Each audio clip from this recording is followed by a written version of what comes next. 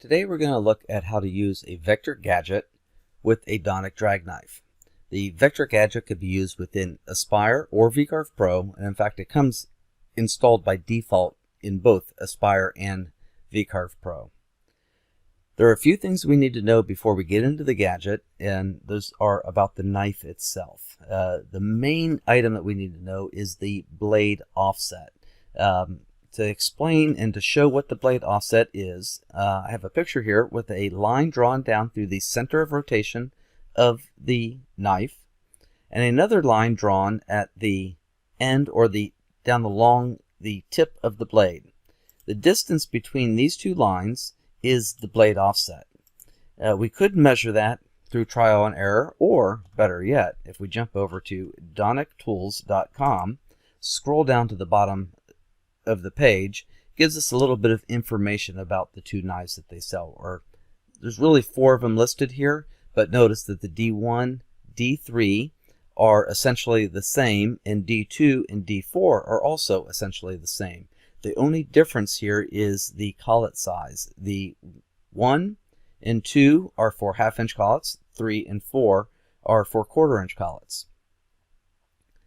We are going to be using the settings for a D2, and we have a minimum cut radius of 1/8 of an inch.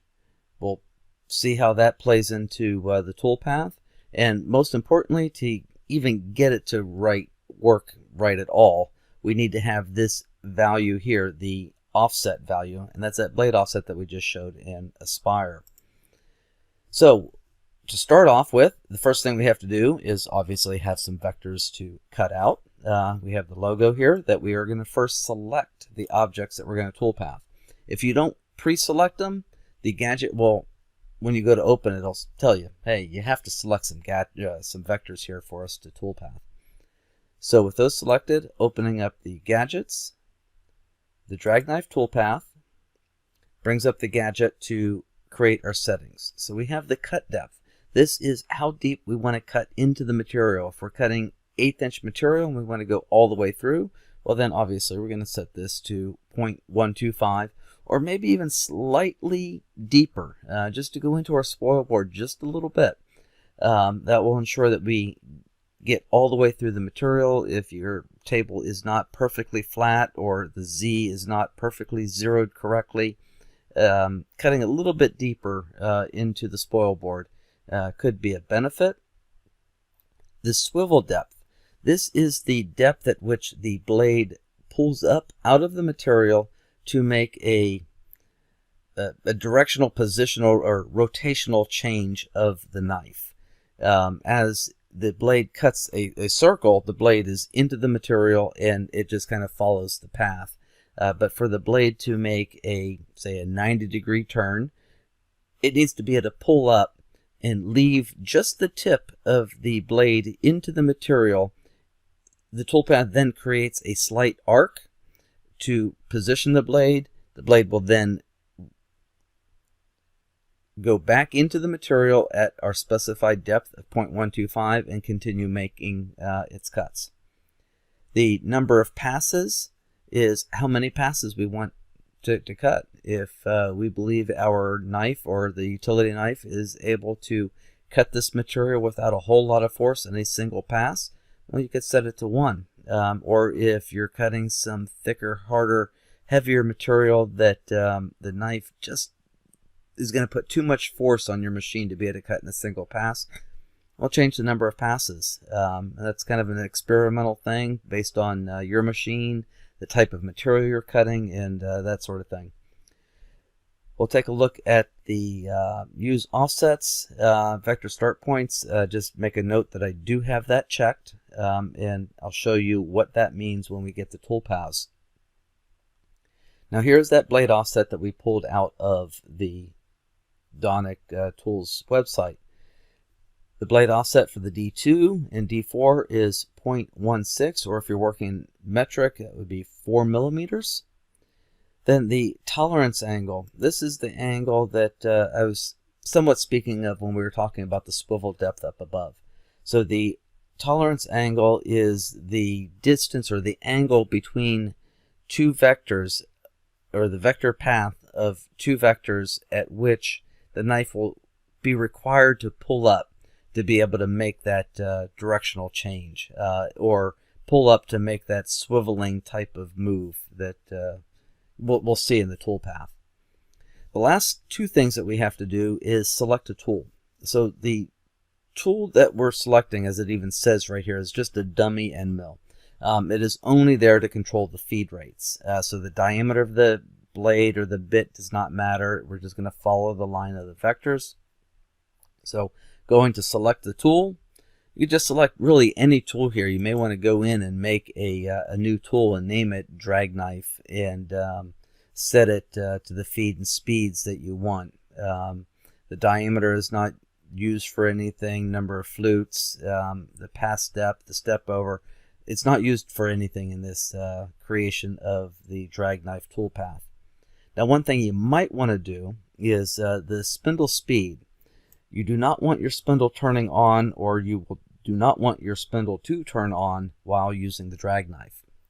So you may want to decrease the RPM or spindle speed down to 0, and if your machine does not allow it, just set it to 1. So that just in case for some accidental reason you get a message on your machine that says the spindle is going to start, and you say okay with that knife in there, well, at least it's only going to be spinning at 1 revolution per minute rather than 18,000 that or 12,000 that you may already have it preset. So just a little helpful tip there. Just try to remember, do not turn the spindle on, or do not allow the spindle to turn on while using a drag knife. The feed rate is the X and Y feed and speed, and the plunge rate is how fast it's going to plunge into the material. Once you have all of that set, click Select. You could give the toolpath a name. Once you have that name, simply select OK. And now we have created a toolpath in our toolpath list. And notice that we have some lines drawn over top of our vectors. So let's just kind of zoom in and try to understand what is going on. We'll get back to the start points that I mentioned that we would in that gadget, which it is starting up here, and it's moving around.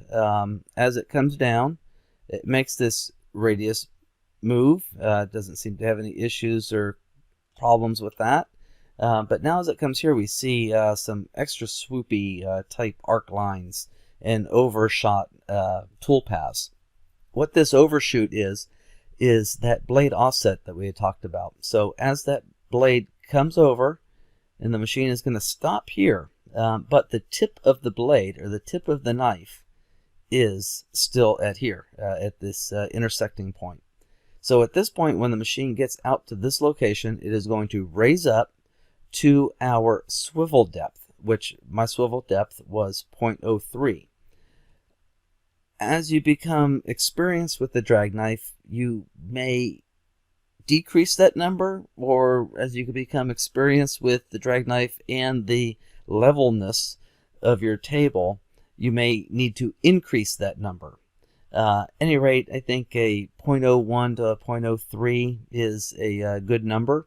So what it's going to do is going to pull up to the value of 0.03 into the material, leaving just the tip of that blade in the material, and then it's going to do this arc, which is now just positioning or swiveling that blade to the angle of this line right here. Once it makes this arc move, it is going to plunge back down into the material and continue along its line. Same thing is happening here. It's overshooting by the blade offset, remembering that the blade offset is from the tip of the blade to the center of rotation. So the tip of the blade really is still at the point of our vector. It is offsetting, so this section out here, intersecting point before this arc, is the center of the rotation of the blade. So again, the tip is here. Once it gets out here, the machine is going to move up in the Z to the swivel depth. It is going to do a swiveling arc move down and continue along its way. We can see a little bit more of that pull up in the 3D view.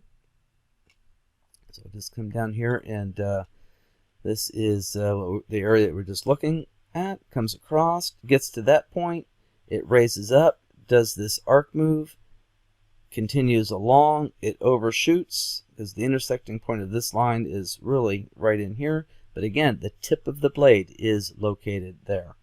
It pulls up, does this arc move to position the blade, goes down and moves along. Now the start points, to see and learn why it is starting at the points where it is, that is or can be seen within node editing. So if I simply type the letter N to go into node editing, or under edit objects, select node editing mode, then we could see a green dot. That green dot is the start point at which the blade is going to, or the start point of the vectors, and now we set it to use those start points.